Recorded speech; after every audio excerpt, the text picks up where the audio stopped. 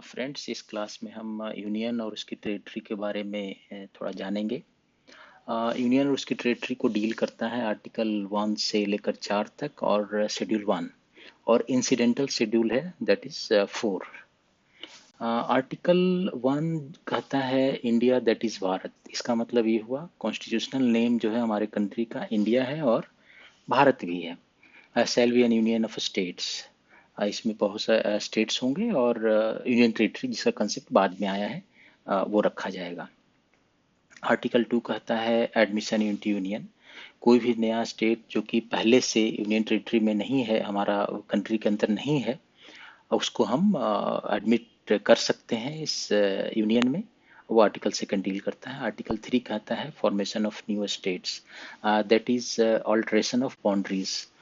जैसे मान लिया जाए कि हम जो बनाया हमने स्टेट उत्तराखंड, झारखंड और छत्तीसगढ़, जो कि पहले से दूसरे नए पुराने स्टेट में था, नया स्टेट बना, उसमें हमने आर्टिकल 3 में नया स्टेट का क्रिएशन किया है। ये जो पूरा हमारा यूनियन और उसकी टेरिटरी को दिखाता है कि हमारा जो यूनियन है उसकी टेरिटरी सोवरेन नहीं है। इसका मतलब ये हुआ चेंज किया जा सकता है, नए टेरिटरी को हम ले सकते हैं और दे भी सकते हैं, जिसका एग्जाम्पल बहुत सारे अमेंडमेंट में देखा गया है। और नया स्टेट बनाने के लिए भी इसमें व्यवस्था है। और इसमें एक चीज़ और है कि हमारी parliament that is Lok Sabha and Rajya Sabha, वो नए स्टेट को स्टेट के व्यूज के अपोजिट भी यूनिलेटरली बना सकती है। इसमें 5th अमेंडमेंट हुआ था 1955 में। उस अमेंडमेंट के तहत जो व्यवस्था की गई कि प्रेसिडेंट, राष्ट्रपति, स्टेट से व्यूज के लिए, टाइम बाउंड व्यूज के लिए रेफरेंस भेज सकते हैं। और अगर स्टेट टाइम बाउंड तरीके से व्यूज नहीं देता है तो माना जाएगा कि उनको कुछ नहीं कहना है। और अगर उनके व्यूज अपोजिट भी होता है तो भी पार्लियामेंट यूनिलेटरली नया स्टेट क्रिएट कर सकती है। इस संबंध में जो और अमेंडमेंट हुए हैं वो है एक 7th अमेंडमेंट। 7th अमेंडमेंट जो हुआ था लिंग्विस्टिक लाइन पे एक बहुत बड़ा अमेंडमेंट था।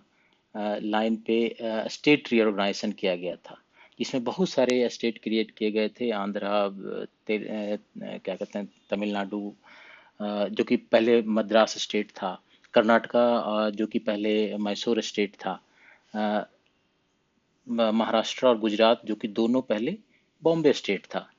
तो 7th अमेंडमेंट में ये स्टेट रिऑर्गेनाइजेशन किया गया लिंग्विस्टिक बेसिस पे, जो कि आया था 1956 में।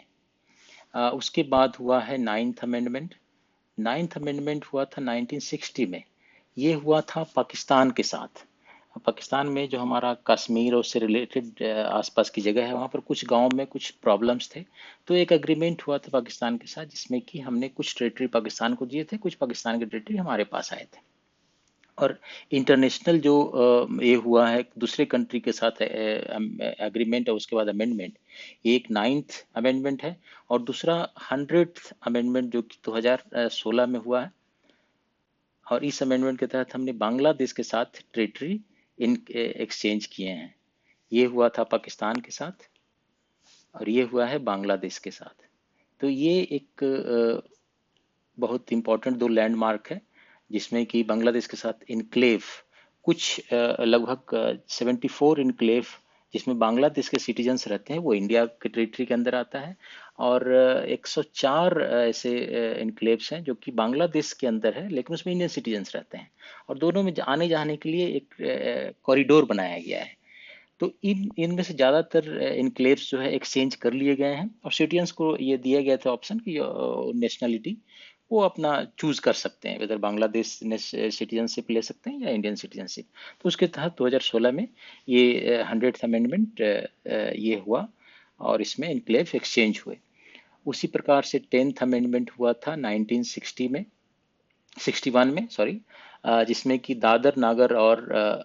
हवेली दादर नागर और हवेली ये पहले पोर्चुगल के अंदर था, ये पोर्चुगल के अधीन था और इसमें हमने ये इंडिया के अधीन आया 1961 में 10th अमेंडमेंट में, और इसको यूटी बनाया गया।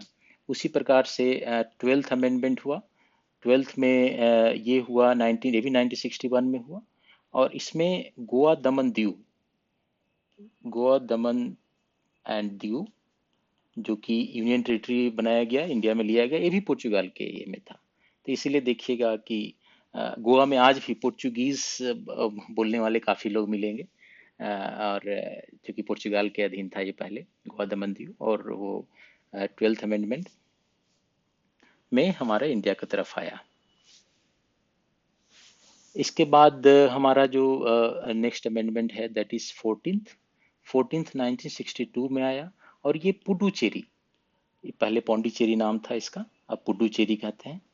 पुडुचेरी जो कि फ्रांस के अधीन था, वो हमारा 62 में हमने लिया 14th अमेंडमेंट करके।